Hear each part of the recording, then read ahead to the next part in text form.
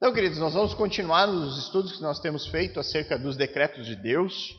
Hoje encerramos essa parte da doutrina da teontologia, doutrina que trata acerca de Deus, da pessoa de Deus, em especial focada na pessoa do Deus Pai.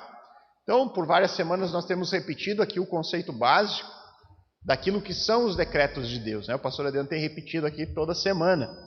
Que os decretos de Deus são os planos e desígnios perfeitos estabelecidos por Deus na eternidade.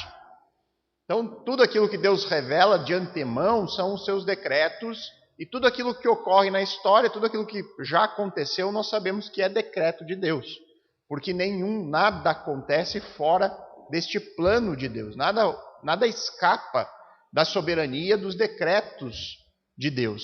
A Bíblia ela apresenta um conceito de Deus bem diferente do que muitos pensam acerca de quem é Deus. É comum você ver pessoas que têm um entendimento de que Deus apenas olha para o futuro, enxerga o que ocorre no futuro e então revela às pessoas, com base numa presciência sobre o que vai acontecer. Mas esse não é o Deus da Bíblia. O Deus da Bíblia não é um vidente, que olha ali numa bola de cristal e enxerga o futuro e então ele escreve sobre o futuro. Não. A Bíblia apresenta como um Deus que decreta, que é o autor da história. Aquele que coloca na existência todo o seu plano. E este plano ele é soberano. Então, os decretos de Deus, por meio deles, o Senhor dirige soberanamente a história. Então a gente pensa em tudo que aconteceu até aqui no nosso mundo está debaixo dos decretos de Deus. Foi a vontade de Deus. E aí, obviamente, nós vamos entrar em questões que são complexas para nós entender. Como que pode tudo isso fazer parte de um plano de Deus e eu mesmo assim ser uma pessoa autônoma, que tem a sua liberdade, que faz escolhas, A gente é fantoche na mão de Deus? Não. A Bíblia coloca nós como responsáveis. Mas essa responsabilidade que nós temos não anula o conceito da soberania de Deus.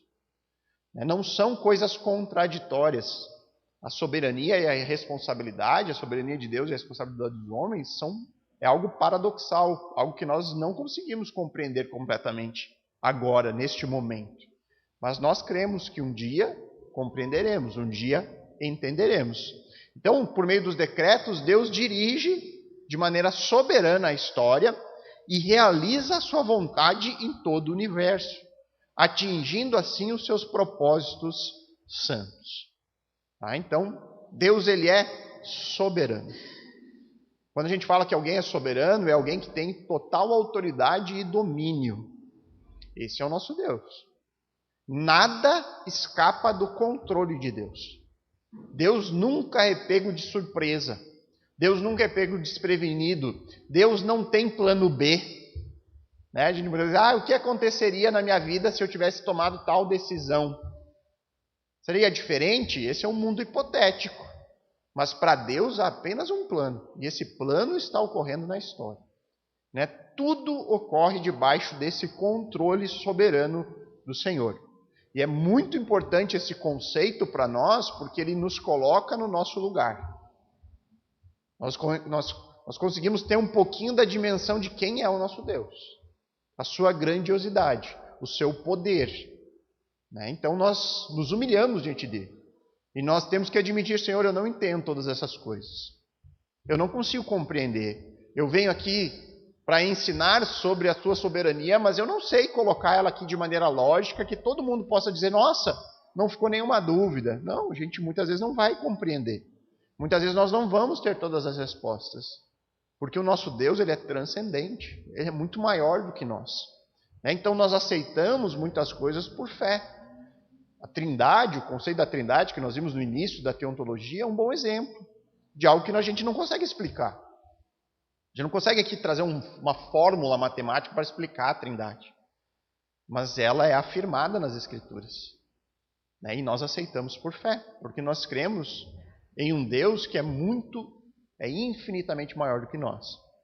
Então nós vimos os decretos de Deus em várias esferas da nossa existência. Nós vimos a soberania de Deus na criação, nós vimos na história, Deus decretando a história, Nós vimos a soberania no governo humano. Nós vimos como Deus, ele estabelece reis, se destitui reis, estabelece nações, delimita o território dessas nações. Tudo isso está no controle de Deus.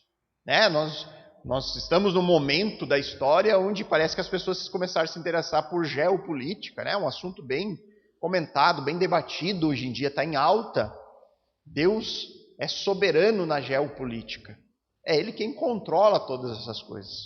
É Ele quem está por trás de tudo. É Ele quem estabelece nações governantes, autoridades, e é Ele que destitui essas também. Tudo está caminhando para o plano de Deus. Mesmo quando coisas ruins acontecem, mesmo quando governantes maus assumem o poder, a Bíblia mostra que Deus está ali coordenando todas essas coisas e Ele tem um propósito para cada uma dessas coisas. E por último, nós vimos aqui o decreto de Deus na vida dos indivíduos. E talvez aqui seja aquela área mais sensível a nós. Descobrir que Deus está no controle da minha vida. Como assim? Como assim eu não sou o dono da minha própria vida? Como assim eu não estabeleço domínio sobre mim mesmo? Irmãos, qual de nós veio à existência por si só? Qual de nós veio assim, olha, eu resolvi existir e nasci? Nós não temos controle sobre a nossa vida, irmãos. Nós não sabemos até quando estaremos aqui. Nós não sabemos se amanhã nós estaremos aqui. Nós não sabemos qual será o nosso último dia neste mundo. Nós não temos o controle. Nós não temos. Deus está no controle e é isso que a Bíblia nos revela. Nós vimos aqui já vários textos que mostram isso, né? Que os planos de Deus se realizam também na vida de cada indivíduo. Sendo Ele quem decide formar pessoas, inclusive fisicamente perfeitas, e pessoas mudas, surdas e cegas. Até mesmo isso é Deus quem decide. Nós vimos os textos que falam claramente sobre isso. Ah, por que me fez assim, Senhor? Quem somos nós para questionar? Em Romanos 9, Paulo faz uma alusão a Deus como aquele que faz o vaso de barro, o oleiro, né? E ele diz, nós somos o barro. E Deus pega esse barro e molda a gente do jeito que Ele quer. E Paulo diz ainda que Deus faz uns de vaso de honra, um vaso bonito para colocar flor, e outros vaso de desonra. De outros Ele faz lá o vasinho que é o cinzeiro. E aí ele diz, se chocas com isso? Mas quem somos nós para questionar Deus que nos criou? Ao conceito de Deus de que Ele é o nosso Criador proprietário. Ele é aquele que nos cria e por Ele nos criar, Ele é o nosso dono. É a mesma coisa que você fazer uma invenção na sua casa. Você inventou lá algo que é extremamente útil. E aí as pessoas vão lá e querem comprar aquele produto que você fez. E aí você diz, não, mas eu não quero vender para ninguém, eu vou destruir. Você não pode fazer isso? Você pode porque foi você que fez. Esse é o conceito de criador proprietário que Deus é de nós. Ele faz aquilo que Ele bem entende. E isso para nós é duro de ouvir. Isso mexe com o nosso orgulho. Isso nos achata. Isso nos mostra uma verdade que talvez a gente não queira lidar. Saber que tudo está na mão de Deus, inclusive a nossa própria vida. Só que se nós não acreditarmos, se nós não crermos naquilo que a Escritura diz, nós vamos colocar o homem no centro da história. E é o que muitos fazem, né? Cria-se igrejas antropocêntricas, né? Que tem o homem como centro. Ao invés de ser uma igreja que coloca Deus no centro. Que tudo é para a honra e glória de Deus. Então a Bíblia mostra para nós que inclusive a formação do homem, ele decide. Depois nós vimos também que o Senhor decretou os limites da vida de cada um. Deus colocou o número dos nossos dias. Deus estabeleceu de tal forma que a palavra de Deus diz que não há nada que nós possamos fazer que vai acrescentar um único segundo na nossa existência. Nada. É duro de lidar com isso. Não é algo fácil. Que todos os detalhes da história de cada ser humano, incluindo as suas funções, as suas capacitações, as suas experiências, os detalhes sobre a sua existência e a forma como vão morrer, foi decretada por Deus. E aí nós vimos alguns exemplos disso. Nós vimos exemplos, claro, que a Bíblia mostra isso. Nós vimos os exemplos de Deus agindo livremente na vida de Sansão, na vida dos filhos do profeta Eli, na vida de Absalão, filho de Davi.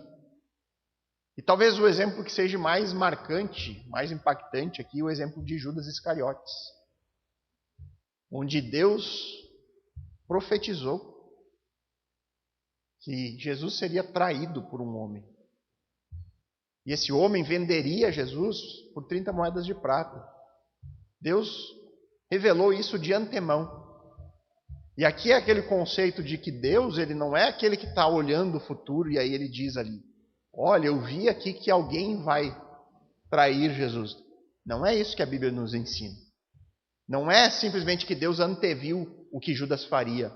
A Bíblia diz que Deus, ele faz toda a sua vontade. Que aquilo que ocorre na história, que ele é o único que pode falar com antemão, porque ele é soberano. Então não é que Deus anteviu, Deus decretou isso. E aí nós temos um caso claro de alguém que foi predestinado para fazer aquilo que talvez seja o ato mais terrível da história. Alguém que andou com Cristo, que esteve entre os apóstolos, que ouviu Jesus falando, ensinando, fazendo milagres, e que mesmo assim tomou a decisão de trair a Cristo, de entregá-lo para ser morto. E a Bíblia diz que melhor seria se ele nem tivesse nascido. E a gente pensa, nossa, mas é assim mesmo. É isso que a Bíblia nos revela. É isso que a Bíblia nos diz sobre Deus. Judas foi predestinado para ser o traidor. E a gente tem que lidar com isso. De que forma? Ou eu posso me revoltar e dizer, eu jamais vou querer um Deus assim na minha vida. E aí eu me rebelo contra Deus?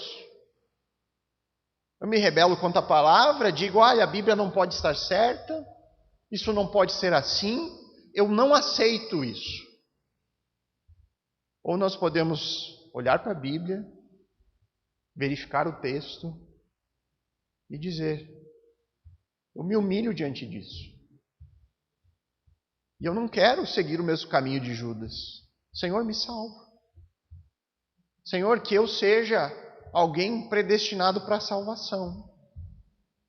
Senhor, me dá o teu Santo Espírito para mim compreender isso e conseguir conviver com essas coisas e glorificar o teu santo nome, porque fui salvo. Essas escolhas que nós temos que lidar com o texto bíblico, por mais que muitas vezes eles sejam duros a nós. E hoje nós vamos ver mais um exemplo semelhante ao de Judas. E aqui é o exemplo final, desta parte dos decretos de Deus. Existe mais um personagem da história que foi predestinado e que é predestinado para cumprir com um papel tão terrível quanto o de Judas. Este personagem ainda não chegou na história, mas Deus disse que um dia ele chegará e ele fará coisas terríveis. Este homem está decretado. Ele vai existir. É alguém que Deus já sabe quem é, quando vai nascer, se já nasceu, não sei. Mas que ele vai cumprir um papel semelhante ao de Judas, no sentido da sua oposição a Cristo. Quem é esse personagem? O anticristo. Se Deus não tem controle sobre a história, nós ficaríamos ainda na expectativa: será que se cumprirá essa predição? Será que essa pessoa não vai de repente surgir, se arrepender e se converter? Olha que aparecer alguém assim, vamos pregar o evangelho para essa pessoa, para ver se converte. Porque vai que, né? Vai que Deus muda os seus planos. Não é assim que funciona com Deus. Está decretado. É por isso que Deus pode dizer exatamente o que vai acontecer. E Deus não só disse que esse homem vai aparecer.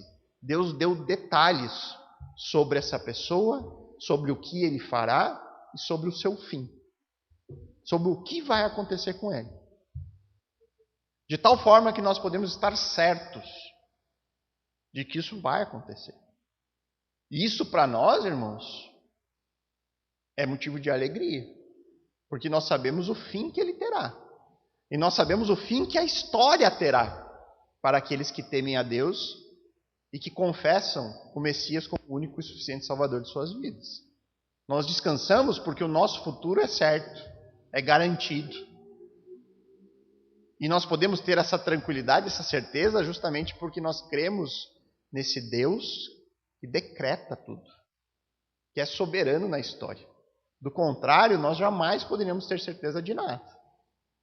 Mas se nós cremos nesse Deus que a Bíblia revela, nós podemos ter certeza. O mundo está caminhando para um fim. E esse fim é certo. Pode falar, meu irmão. 1:15. Esse aqui foi da semana passada. O pastor Adriano corrigiu, agora não me lembro qual que é o texto exato. Talvez seja 10:15, né? De 10 a 15, só invertido. Ou 15 a 20. Eu não me lembro porque esse texto já foi lido na semana anterior, tá? E eu me lembro que o pastor corrigiu aqui, o Adriano, mas eu não me lembro exatamente qual é. Nós vamos então para a última parte desse estudo. Deus decretou também os atos que o anticristo vai realizar na sua manifestação, além da forma como será punido. Sobrou a última aula para mim aqui, justamente um texto bem simples de ser explicado, que é Daniel 7. Barbada, né? Acho que foi premeditado aqui. Um decreto de Deus. O pastor pegar uma folga hoje, porque está para nascer a bebezinha na sexta, né? Já estão lá em preparação, né? Lembrem de orar por eles essa semana, irmãos. Então abram lá Daniel 7. Só que eu vou fazer a leitura do capítulo inteiro, tá, irmãos? Porque senão vai ficar tudo muito solto no ar aí. Profeta Daniel, capítulo 7. Vamos lá, vamos ver se a gente consegue compreender aqui. Anteriormente, durante o primeiro ano do reinado de Belsazzar, rei da Babilônia, Daniel teve um sonho e visões enquanto estava deitado em sua cama. Escreveu o que havia sonhado e foi isso que viu. Naquela noite, em minha visão, eu, Daniel, vi uma tempestade que agitava o grande mar, com ventos fortes que sopravam de todas as direções. Então saíram da água 4 bestas enormes, cada uma diferente das demais. A primeira besta era como um leão, com asas de águia. Enquanto eu observava, suas asas foram arrancadas, e ela ficou em pé no chão, sobre as 2 patas traseiras, como um ser humano. E lhe foi dada a mente humana. Vi então a segunda besta, e ela se parecia com um urso. Levantou-se sobre um dos lados e tinha na boca, entre os dentes, 3 costelas. E lhe foi dito: levante-se, devore a carne de muitos. Em seguida surgiu a terceira dessas bestas, que se parecia com um leopardo. Tinha 4 asas de aves nas costas e 4 cabeças. E lhe foi dada grande autoridade. Então, em minha visão naquela noite, vi uma 4ª besta, terrível, assustadora e muito forte. Devorava e despedaçava suas vítimas com grandes dentes de ferro e esmagava os restos debaixo dos seus pés. Era diferente das outras 3 e tinha 10 chifres. Enquanto eu olhava para os chifres, de repente apareceu no meio deles outro chifre pequeno. 3 dos chifres maiores foram arrancados pela raiz para dar lugar a ele. Esse chifre pequeno tinha olhos, como de homem, e uma boca que falava com arrogância. Enquanto eu observava, foram colocados alguns tronos, e o ancião se sentou para julgar.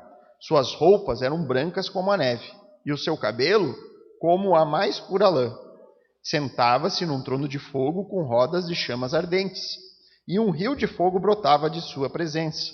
Milhões de anjos o serviam, muitos milhões estavam diante dele. O tribunal iniciou o julgamento e os livros foram abertos. Continuei a observar, pois podia ouvir as palavras arrogantes do pequeno chifre.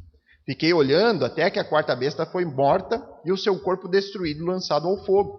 Então foi tirada a autoridade das outras 3 bestas, mas elas tiveram permissão de viver por mais algum tempo. Depois, em minha visão, naquela noite, vi alguém semelhante a um filho do homem, vindo com as nuvens do céu. Ele se aproximou do ancião e foi conduzido à sua presença. Recebeu autoridade, honra e soberania, para que povos de todas as raças, nações e línguas lhe obedecessem. Seu domínio é eterno, não terá fim. Seu reino jamais será destruído. Se o texto parasse aqui, ia ser muito difícil para nós, né? Interprete isso aqui. Me explique o que está escrito aqui. É praticamente impossível a gente saber. São símbolos, né? São uma visão extremamente misteriosa. Mas ainda bem que não para aqui, né? O texto continua. Eu, Daniel, fiquei perturbado com tudo o que tinha visto. Quem não ficaria, né? Eu estou perturbado só de ler. E minhas visões me aterrorizavam. Sim, eu compreendo isso, Daniel. Por isso, aproximei-me de um dos que estavam em pé junto ao trono e perguntei o que tudo aquilo significava. Ele explicou. Opa, temos agora uma explicação, vai nos ajudar. É isso que a gente espera. Essas 4 grandes bestas representam 4 reinos que surgirão na terra. Ó, é uma boa, já temos uma pista aqui sobre o que significa. Cada uma das bestas aqui significam reinos que surgirão. Então a gente tem que lembrar que momento histórico é esse que Daniel fala. Daniel ele ainda fala debaixo do reino da Babilônia. Tá? Provavelmente aqui, porque o texto inicia dando para nós a cronologia. Era o primeiro ano do reinado de Belsazar e da Babilônia. Então isso aqui provavelmente é lá pelo ano 553. 14 anos antes da Babilônia ser conquistada pelos medo-persas. Então, a partir dali, 4 reinos virão. É isso que ele está dando. Tá? Essas 4 grandes bestas são 4 reinos que surgirão. No final, porém, o reino será entregue ao povo santo do Altíssimo e eles dominarão para sempre. Ou seja, Daniel está dando uma cronologia. Olha, daqui deste momento em que eu falo até o reinado messiânico, 4 reinos vão aparecer. 4. Depois do 4º, o Messias vem e aí o seu reino é eterno. Então eu quis saber o verdadeiro significado da 4ª besta. Porque ela o quê? Diferente das demais e tão aterrorizante. Ela havia devorado e despedaçado suas vítimas com dentes de ferro e garras de bronze e esmagado o resto com os pés. Também quis saber sobre os 10 chifres em sua cabeça e o pequeno chifre que surgiu depois e derrubou 3 dos outros chifres. Esse chifre parecia mais forte que os demais e tinha olhos humanos e uma boca que falava com arrogância. Enquanto eu observava, esse chifre guerreava contra o povo santo de Deus e o derrotava, até que o ancião, o Altíssimo, veio e pronunciou a sentença em favor do seu povo santo. Então chegou o tempo de o povo santo tomar posse do reino. Depois ele me disse, a 4ª besta é o 4º reino que dominará a terra, e será diferente de todos os outros. Devorará o mundo inteiro, pisoteará e esmagará tudo que estiver em seu caminho. Seus 10 chifres são 10 reis que governarão esse império. Então surgirá outro rei, diferente dos 10, que subjugará 3 reis. Ele desafiará o Altíssimo e oprimirá o povo santo do Altíssimo. Tentará mudar suas festas sagradas e sua lei. E eles serão colocados sob o controle dele por um tempo, tempos e meio tempo. Aqui é a cronologia que isso vai acontecer. Contudo, o tribunal o julgará, e todo o seu poder será tirado e completamente destruído. Então será dado ao povo santo do Altíssimo a soberania, o poder e a grandeza de todos os reinos debaixo dos céus. O reino do Altíssimo permanecerá para sempre, e todos os governantes o servirão e lhe obedecerão. Assim terminou a visão. Eu, Daniel, fiquei aterrorizado por causa de meus pensamentos e o meu rosto ficou pálido de medo, mas não contei essas coisas a ninguém. Uau, né? Senhor, ajude, né? Então, queridos, é claro que eu não tenho aqui como fazer uma exposição detalhada de todo esse texto, porque isso aqui é assunto para curso de teologia, né? Mas algumas coisas a gente pode perceber. A gente vai buscar na história de que forma isso se encaixa. O que é muito claro aqui do texto? O que a gente pode saber, assim, que não tem dúvida? Que Daniel, ele viu na sua visão 4 reinos dominando sobre o mundo antes da chegada do reino do Messias, antes do reino milenar. Daniel prevê aqui, na sua visão, Deus entrega a ele essa previsão de 4 reinos. E aí, quando a gente olha para a história, depois, o primeiro reino aqui, obviamente, é o próprio reino da Babilônia, do qual ele está inserido. Tá?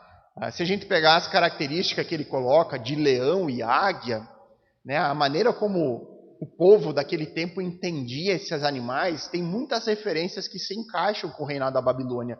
Era um reino majestoso, extremamente forte, se encaixa muito bem com as descrições que é dada aqui. Depois da Babilônia, quem que assumiu o controle? Quem que derrotou a Babilônia? Os medo-persas. Então, eles foram derrotados. Esse seria o segundo reino ali. O terceiro reino, quem que conquista os medo-persas? São os gregos, Alexandre o Grande. O reino grego, o Império Grego conquista os medo-persas. Então, nós temos aqui 3 reinos. Esses 3, eles são semelhantes em algo e diferente do quarto.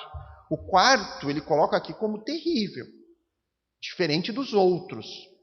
O que os 3 primeiros têm em comum? Eles foram conquistados pelo subsequente, né? Então, aquele que veio depois conquistou ele. O quarto reino, quem é, teoricamente? O Império Romano. É o Império Romano. É o quarto que vem depois e que é realmente terrível comparado com os outros. Ele é realmente, naquele tempo, ele despedaçava realmente os povos que ele conquistava. Eles eram realmente brutais. Só que aí, nesse quarto reino, parece que ele não tem um fim aqui. Parece que ele vai continuar até que surjam alguns reis deste reino, do qual tem um ali que se destaca. Então, aqui começam as divergências de posições, porque aqui nós não temos certeza sobre o que isso significa. Em relação aos 3 primeiros ali, e o quarto, que é o Império Romano, nós sabemos. Agora, o desenrolar dessa história do Império Romano é que fica ainda em aberto. Alguns argumentam que o Império Romano nunca morreu. Ele continua vivo até hoje. Alguns colocam que o Império Romano hoje é a Igreja Católica Romana. Continua entre nós. Eles conservaram todos os aspectos ali principais ali do Império Romano daquele tempo. Outros creem que o Império Romano vai ressurgir em algum momento da história. Ele vai reaparecer. E aí a gente pensa, nossa, mas que coisa difícil de imaginar. Será que isso é possível? Nossa, mas eu não vejo como Roma, Itália ali, algo tão sem expressão hoje quando a gente olha o mundo geopolítico, não tem força. Mas, irmãos, se nós fosse alguns séculos atrás e dissesse que Israel um dia teria uma nação de volta e teria sua terra, a gente diria assim, da onde? Israel não existe mais. Quantos anos Israel não existe? Da onde que vai ressurgir a nação de Israel? Não tem como. Então, assim, irmãos, nada é difícil demais para Deus. Nada é difícil. As coisas mudam muito rapidamente. As forças, os poderes do mundo, eles vão se movendo de uma maneira muito rápida. Em poucos anos as coisas mudam. As grandes potências do mundo foram mudando. Foram mudando. Se você pegasse Inglaterra ou Estados Unidos colonial, ninguém ia dizer que seria uma força como é hoje. Então, nada é difícil para Deus, se Deus tem os seus planos decretados. O que a gente vê aqui, que o chifre que se destaca aqui dentro desse reino, que é o 10º chifre, né, que para muitos os 10 chifres aqui representam esse ressurgimento do Império Romano. Alguns creem também que é algum reino nas mesmas características, ou seja, semelhantes ao Império Romano.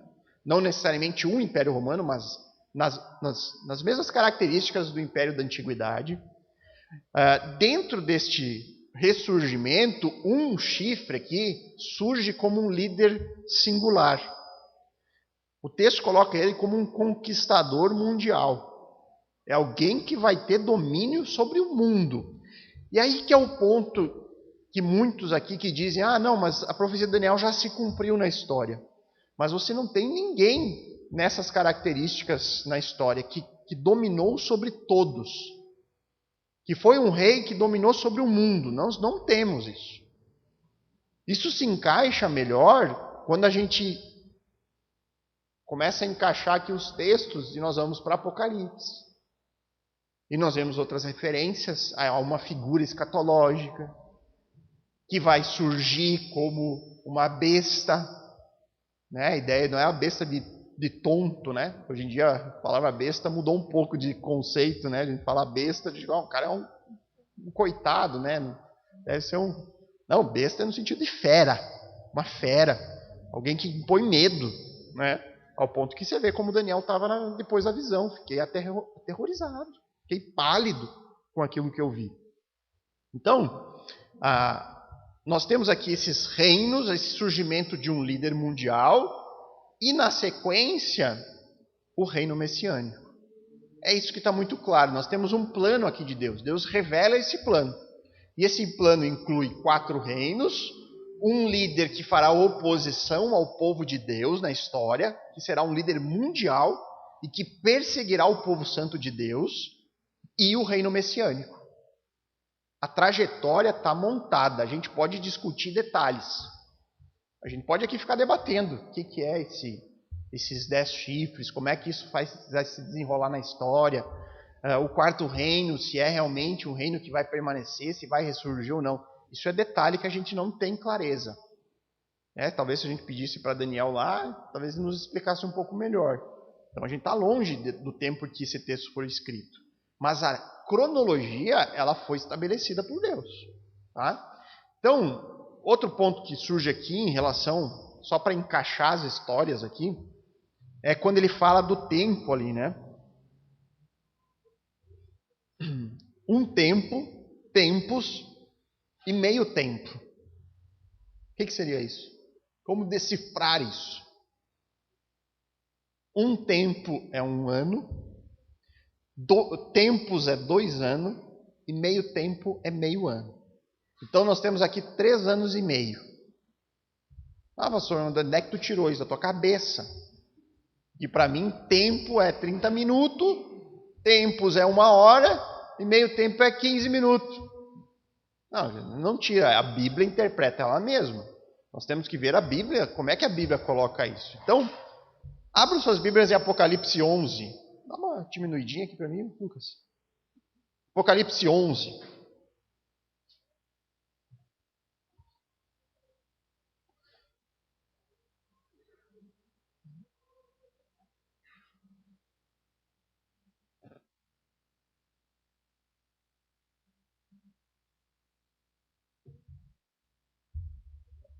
Desde o verso 1 ali, ele diz assim: Depois disso recebi uma vara de medir e me foi dito: Vá e tire as medidas do templo de Deus e do altar e conte o número de adoradores.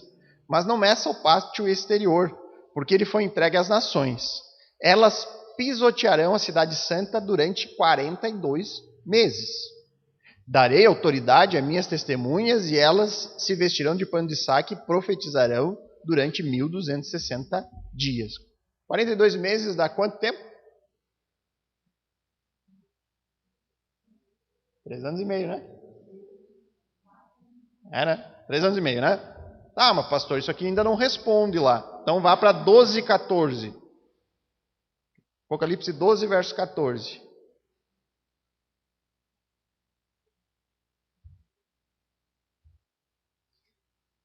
Esse texto fala, desde o 13 ali. Quando o dragão percebeu que havia sido lançado na terra, perseguiu a mulher que tinha dado à luz a um menino. Ela, porém, recebeu 2 asas, como as de uma grande águia, para que voasse ao lugar preparado para ela no deserto. Ali será sustentada e protegida da serpente durante um tempo, tempos e metade de tempo.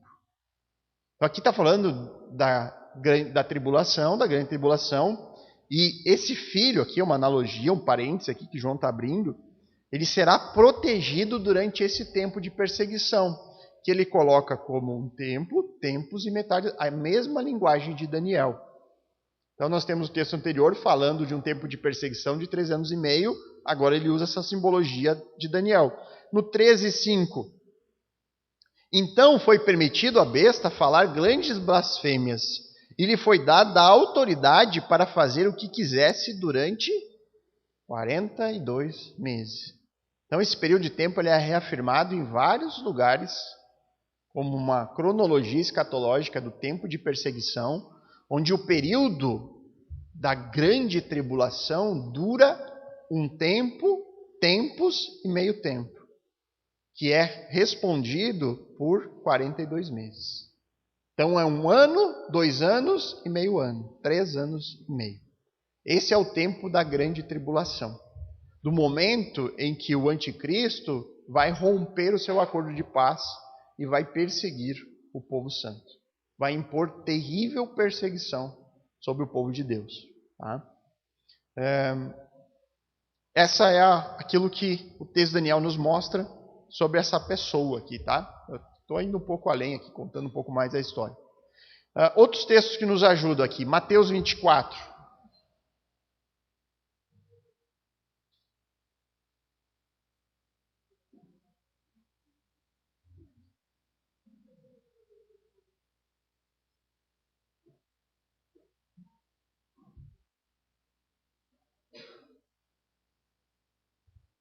Mateus 24, 15. Chegará o dia em que vocês verão aquilo de que o profeta Daniel falou, a terrível profanação que será colocada no lugar santo. Leitor, preste atenção. Ele está falando de um momento da história que vai acontecer algo que o profeta Daniel já havia falado. Tá?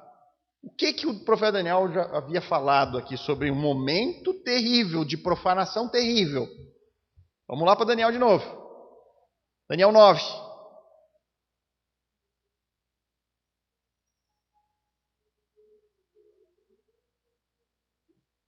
Daniel 9, verso 27.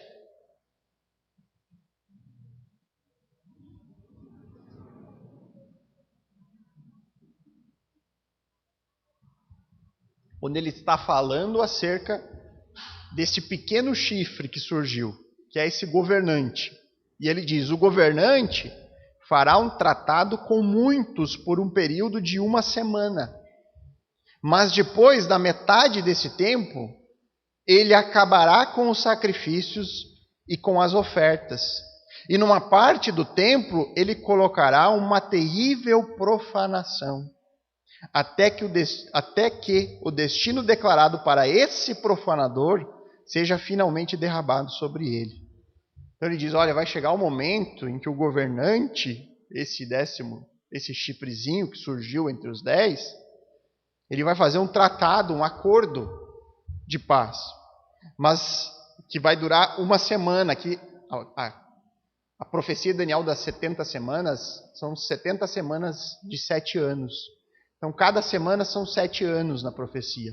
Então, ele diz, olha, ele vai fazer um acordo de paz por 7 anos. Mas depois da metade do tempo, quanto que é a metade de 7 anos? 3 anos e meio, ele vai acabar com esse acordo de paz. E ele vai profanar o templo. Ele vai fazer uma terrível profanação. E isso vai acontecer até chegar o tempo que foi declarado para ele tempo final dele, onde ele será, então, julgado. Deus coloca assim que esse personagem ele tem uma história a cumprir. Mas essa história está escrita. Foi decretada. A profanação que ele fará, esse acordo de paz, essa perseguição, tudo isso ele é responsável. Mas tudo isso está debaixo do decreto de Deus. Deus decretou essas coisas. Ah, pastor, mas como que pode Deus não ser considerado o culpado de todo esse mal? A Bíblia diz que Deus não é. Deus é santo, perfeito e bom. Essas coisas que a gente não compreende completamente. O que eu sei é que Deus não peca, que Deus não é mau, que Deus ele é santo e tudo que ele faz é santo. E Deus coloca a responsabilidade sobre o anticristo, sobre esse governante e não sobre os seus decretos. Ainda mais um texto aqui sobre esse mesmo assunto, Daniel 12. Daniel 12, verso 11.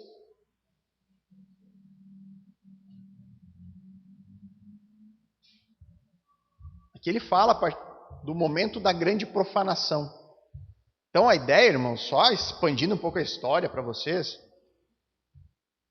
o que a cronologia nos mostra é que em algum momento o culto judaico vai ser restaurado neste mundo. Em algum momento os judeus vão receber de volta o seu local de culto, de templo, o templo vai ser reconstruído e a religião judaica vai voltar a ter os seus ritos dos sacrifícios e tudo mais lá em Jerusalém. Isso vai acontecer em algum momento. E aí os judeus terão um acordo de paz para poder voltar a fazer isso e poder estar lá e cumprir com os seus rituais. Só que num determinado momento, este governante, que vai ser aquele cara que vai unir o mundo aqui, vai devolver provavelmente o espaço de culto a eles, ele vai romper esse acordo. E no rompimento do acordo, ele vai até o templo e ele faz um ato profano. Ele profana aquele lugar. De tal forma que os judeus vão ser dispersos. Acaba-se o culto judaico novamente. Tá? Acaba-se isso. E é sobre isso que ele coloca aqui no verso 11. Ele diz, a partir do momento em que o sacrifício diário for suspenso, e ele será suspenso por causa dessa profanação, e a terrível profanação for colocada ali, haverá 1.290 dias. Quanto que dá 1.290 dias? 3 anos e meio. Tem 3 sobrando aí. Do que é esses 3 anos? Eu não sei. Eu não sei o que são esses 3 anos que sobram. Mas é exatamente 3 anos e meio. Tá? Então, a partir do dia da profanação, conte no relógio. Espero que ninguém fique aqui para ver isso, né? Porque a igreja já não vai estar aqui. Se alguém ficou, né? Sinto muito. Mas aqueles que estiverem, e o evangelho vai continuar sendo pregado, a Bíblia vai continuar sendo lida, mesmo às escondidas, mesmo durante perseguição, as pessoas vão poder saber. Pelo menos naquele sofrimento intenso, elas vão poder ter uma noção de que está perto. De 3 anos e meio não passa. Daqui 3 anos e meio, nosso Senhor vai estar de volta. Isso talvez vai encorajar muitos a perseverar em tempos terríveis. Em tempos extremamente duros. Né? Outro texto que vai também falar, agora 2 Tessalonicenses, aí é o próximo texto. Ele também vai falar sobre isso. Vamos ver como os textos eles vão se encaixando, né?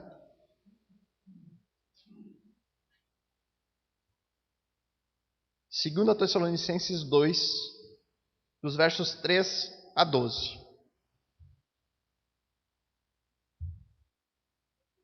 Eu já passei muito do horário. Tá tranquilo, irmãos? Vamos acabar, né? Tá de boas? Então diz ali. Isso é bom e agrada a Deus. Ah, não, desculpa. Estou lendo o texto errado. Estou em 1 Timóteo. 2 Tessalonicenses. 2, 3 a 12.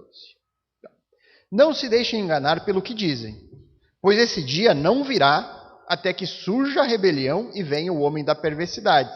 Aqui algumas pessoas na igreja dos Tessalonicenses estavam com medo de que Jesus já vinha vindo. de que Jesus já tinha retornado. E aí Paulo vai esclarecer isso. Ele disse, olha, não se deixe enganar, porque esse dia não virá, o dia da volta do Senhor para reinar, até que surja a rebelião e venha o homem da perversidade, aquele que traz destruição. Olha como encaixa com essa figura de Daniel, como encaixa com aquilo que João profetiza em Apocalipse. Ele se exaltará e se oporá a tudo que o povo chama de Deus e a todo objeto de culto, e até se sentará no templo de Deus e se fará passar por Deus. Talvez seja essa a profanação. Esse homem vai se colocar no templo em Jerusalém e vai dizer que ele é Deus. E talvez essa profanação faça o povo sair, abandonar aquele lugar, e aí começa a perseguição. Não se lembram de que eu lhes falei disso tudo quando estive aí? Olha só que privilégio desse povo, tiveram uma aula particular de escatologia com Paulo. Ele esteve lá e explicou essas coisas para eles. E vocês sabem o que está detendo. Ele fala que algo detém esse personagem. Ele não veio ainda ao mundo porque tem algo que o detém. Algo que impede a sua presença. O que é esse que detém? Eu não sei. Os Tessalonicenses sabiam. Quando eu morrer, estiver no céu, eu vou procurar um irmão da igreja de Tessalônica, porque provavelmente Paulo vai estar ocupado. Eu vou lá e vou... O que está detendo o anticristo? Por favor, me conta aí, porque você sabe. Pois ele só pode ser revelado quando a sua hora chegar. Pois essa perversidade já opera secretamente e permanecerá em segredo até que se afaste aquele que o detém.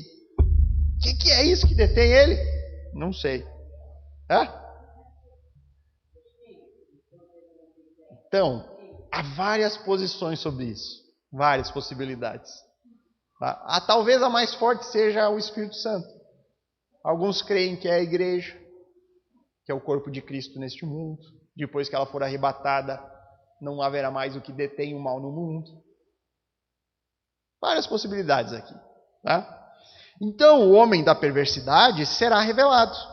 Mas o Senhor Jesus o matará com o sopro da sua boca e o destruirá com o esplendor de sua vinda.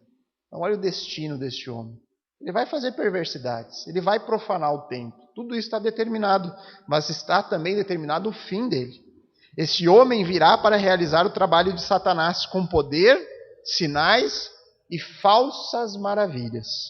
E com todo tipo de mentira perversa para enganar os que estão caminhando para a destruição, pois se recusam a amar e a aceitar a verdade que os salvaria.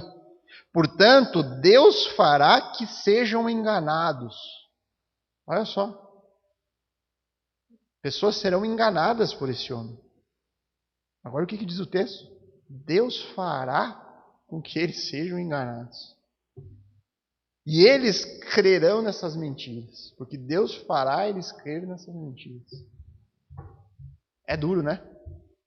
É duro de lidar com isso. Então, serão condenados por ter prazer no mal, em vez de crer na verdade. E aí vem a responsabilidade humana. Você vê que Deus é aquele que está no controle soberano, mas ele não diz, não, é Deus, é o culpado de tudo. Não, ele diz, vão ser condenados porque eles têm prazer na maldade. Eles se recusam a crer na verdade. A Bíblia sempre apresenta isso. Soberania e responsabilidade. Sempre estão andando lado a lado. Para terminar, então, Apocalipse 13.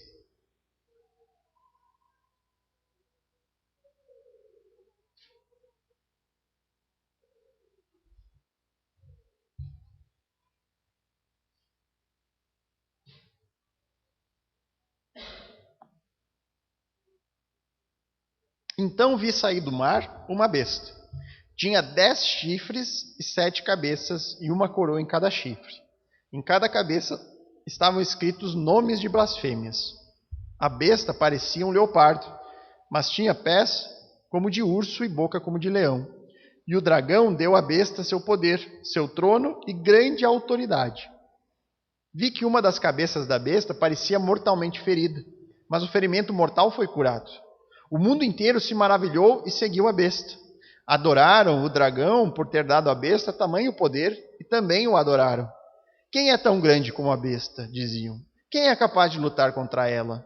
Então foi permitido à besta falar grandes blasfêmias e foi dada autoridade para fazer o que quisesse durante 42 meses. Ela blasfemou terrivelmente contra Deus, difamando seu nome, seu tabernáculo e os que habitam no céu. Foi permitido à besta guerrear contra o povo santo e vencê-lo. E ela recebeu autoridade para governar sobre toda a tribo, povo, língua e nação. E todos os habitantes da terra adoraram a besta. São eles os que não têm os nomes escritos no livro da vida que pertence ao Cordeiro, que foi morto antes da criação do mundo. Mais uma vez, Deus dá autoridade para a besta. Deus dá essa autoridade para ela governar todo o povo, toda a língua e nação. O texto aqui, ele corresponde diretamente com aquilo que Daniel fala no capítulo 7. Diretamente. São a mesma figura sendo colocada nas duas profecias. Essa de grande autoridade e de domínio. Agora, para finalizar, só no capítulo 19, o fim desta figura, de maneira bem clara. Capítulo 19, versos 19 a 21. Depois vi a besta e os reis da terra e seus exércitos reunidos para lutarem contra aquele que estava no cavalo e contra o seu exército. Mas a besta foi presa e com ela o falso profeta que fazia sinais em seu nome. Sinais que enganaram todos os que haviam recebido a marca da besta e adoraram a sua estátua. Tanto a besta como seu falso profeta foram lançados vivos no lago de fogo que arde com enxofre. Todo o seu exército foi morto com a espada afiada que saía da boca daquele que montava no cavalo branco. E todas as aves se fartaram com a carne dos cadáveres. Então está tudo decretado. Deus decretou os atos do anticristo e Deus decretou a forma como ele será punido. Essa figura um dia aparecerá e aí então chegará o fim, né? Quando a derrota aqui é no momento em que Cristo retorna com o seu reino, né? A derrota final do anticristo, antes do início do reino milenar. Então são os decretos de Deus, né? Podemos ter certeza que tudo isso vai acontecer em algum momento. A gente pode não ter clareza dos detalhes disso. A gente pode olhar para o futuro e ficar, nossa, mas como vai ser? Mas quando acontecer, nós vamos olhar para os textos e vamos dizer, olha só, estava claro ali. Era isso aí mesmo. Olha só como aconteceu. Porque foi assim com as profecias da vinda de Cristo. Quando alguém, antes da vinda de Jesus a este mundo, lia Isaías 53, talvez eles ficassem pensando, nossa, mas como vai ser isso? Como que o Messias pode sofrer assim? Como que o Messias pode ser pendurado em um madeiro? Nossa, é muito difícil para mim entender. Hoje a gente lê Isaías 53, a gente olha, não, nossa, mas isso aqui foi escrito antes. Como assim? É tão claro. Porque nós já conhecemos a história que foi decretada, nós sabemos o que aconteceu. E assim será. Essa é a nossa segurança.